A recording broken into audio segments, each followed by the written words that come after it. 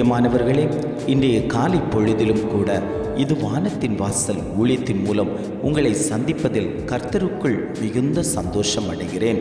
அநேக காரியங்களை குறித்து வெயிட் பண்ணி கொண்டிருக்கிறீங்களா?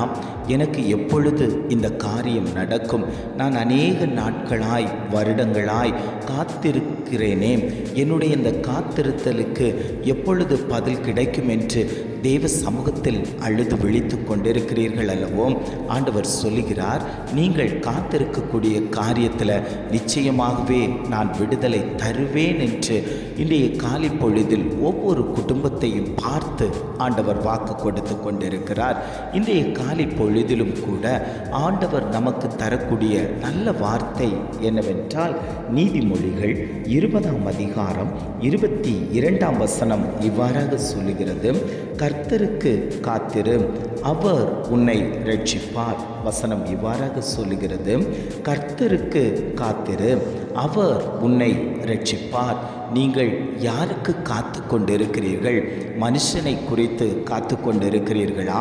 இல்லை உங்களது பிள்ளையை குறித்து, புருஷனை குறித்து, மனைவியை குறித்து, வேலை விஷயத்தை குறித்து, தொழிலை குறித்து, ஊழியத்தை குறித்து காத்து கொண்டிருக்கிறீர்களா?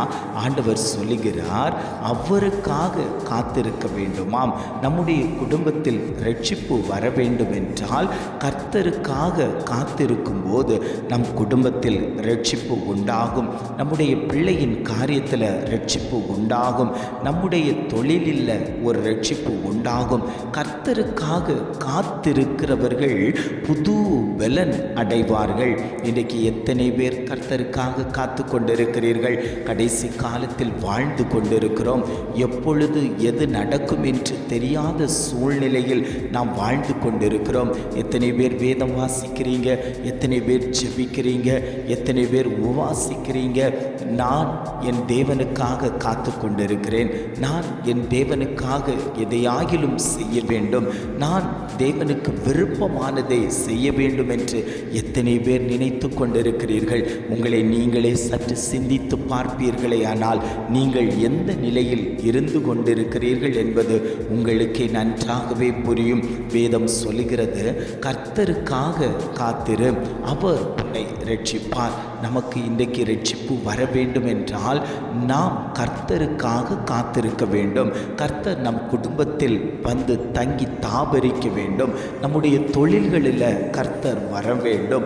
அவர் வரும்போது ஒரு விடுதலை உண்டாகும். சத்ருவின் ஆதிக்கங்கள் அறுக்கப்படும். குடும்பத்தை பலவீனப்படுத்தி கொண்டிருக்கக்கூடிய அந்தகார சக்திகள் குடும்பத்தில் இருந்து மாற்றப்படும் என்று ஆண்டவர் திட்டமும் தீர்மானமுமாய் ஒவ்வொரு குடும்பத்தையும் பார்த்து ஆண்டவர் சொல்லிக் கொண்டிருக்கிறார். வெளிநாடு செல்வதற்காக, விசாவுக்காக, பாஸ்போர்ட்டுக்காக அநேகர் காத்து கொண்டிருக்கிறார்கள். வியாதி மாற வேண்டும் என்று அநேகர் காத்து கொண்டிருக்கிறார்கள். கடன் பாரம் மாற வேண்டும் என்று அநேகர் காத்து கொண்டிருக்கிறார்கள். போராட்டம், பிரச்சனைகள் மாற வேண்டும் என்று அநேகர் காத்து கொண்டிருக்கிறார்கள்.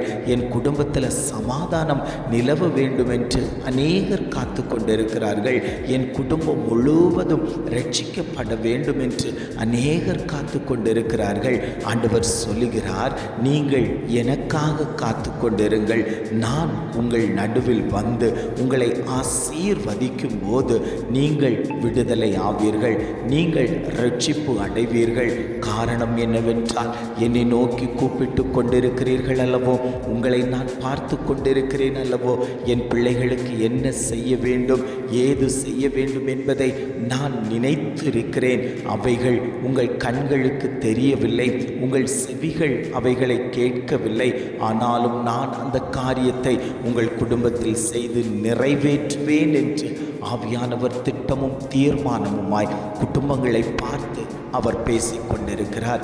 எத்தனை பேர், ஆண்டவரே, நான் உமக்காக காத்து கொண்டிருக்கிறேன், என் குடும்பத்தில் இருக்கக்கூடிய சூழ்நிலைகள் மாற்றப்பட ரட்சிக்கப்படட்டும், என் குடும்பத்தில் ஒரு ரட்சிப்பு உண்டாகட்டும், என் குடும்பத்தில் ஒரு மேன்மை உண்டாகட்டும், என் குடும்பத்தில் ஒரு வளர்ச்சி உண்டாகட்டும் என்று எத்தனை பேர் ஆண்டவரை நோக்கி பார்த்து கொண்டிருக்கிறீர்களோ அத்தனை பேரையும் பார்த்து ஆண்டவர் சொல்லுகிறார், நிச்சயமாகவே உனக்கு விடுதலை உண்டு, நிச்சயமாகவே உனக்கு ரட்சிப்பு உண்டு. நீங்கள் ரட்சிக்கப்பட்ட ஜனங்களாய், விடுதலை பெற்ற ஜனங்களாய் என்னை நீங்கள் தொழுது கொள்ளக்கூடிய காலம் வந்தாயிற்று என்று ஆவியானவர் திட்டமும் தீர்மானமுமாய் குடும்பங்களை பார்த்து அவர் பேசிக் கொண்டிருக்கிறார். ஜெபிக்கலாமா? அன்பின் பரலோக பிதாவே, இந்த காலை பொழுதுக்காக நாங்கள் உம்மை துதிக்கிறோம், ஸ்தோத்தரிக்கிறோம் ஆண்டவரே. இந்த காலை பொழுதிலும் கூட ஆவியானவர் எங்களுக்கு தந்த நல்ல வார்த்தைக்காக நாங்கள் உமக்கு நன்றி செலுத்துகிறோம் ஆண்டவரே. கர்த்தருக்கு காத்திரு, அவர் உன்னை ரட்சிப்பார் என்று அழகான ஒரு வார்த்தையை தந்ததற்காக நாங்கள் உமக்கு நன்றி செலுத்துகிறோம் ஆண்டவரே. உமக்காக காத்து கொண்டு இருக்கிறோம் ஆண்டவரே. நீர் எங்கள் குடும்பத்தில் வந்து தங்கி தாபரிக்கும்படியாய் நாங்கள் ஜெபிக்கிறோம் ஆண்டவரே. காத்திருப்பது ஆண்டவரே எப்பொழுதும் விருதாவாய் போய்விடக்கூடாது ஆண்டவரே.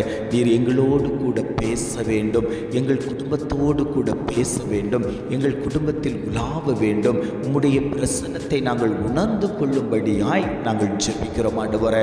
உம்முடைய சமூகத்தில் வந்திருக்கும் போது வேதம் வாசிப்பதும் தியானிப்பதும் ஜெபிப்பதுமாய் இருக்கக்கூடிய உம்முடைய பிள்ளைகள் மேலே உம்முடைய கண்கள் பதிக்கப்படும்படியாய் நாங்கள் ஜெபிக்கிறோம் ஆண்டவரே.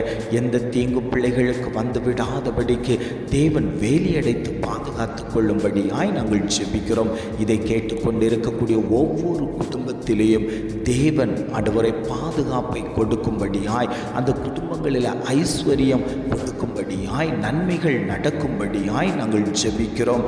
ஆண்டவர் தாமே கூட இருந்து எல்லாவற்றையும் நேர்த்தியாய் செய்து கொடுக்கும்படியாய் நாங்கள் ஜெபிக்கிறோம் ஆண்டவரை. ஒரு குறைவு வராதபடிக்கு நிறைவாய் அந்த குடும்பங்களை தேவன் ஆசீர்வதித்து விட்டதற்காக நாங்கள் உமக்கு நன்றி செலுத்துகிறோம். இம்மட்டுமாய் நடத்தின தகப்பன், இனியும் நீர் அவர்களை நடத்தும்படியாய் நாங்கள் ஜெபிக்கிறோம். எங்களை தாழ்த்தி தருகிறோம். துதி கன மகிமை எல்லாம் உமக்கே செலுத்துகிறோம். மீட்பர் இயேசுவின் மூலம் ஜெபம் கேளும் நல்ல பிதாவே. ஆமேன், ஆமேன்.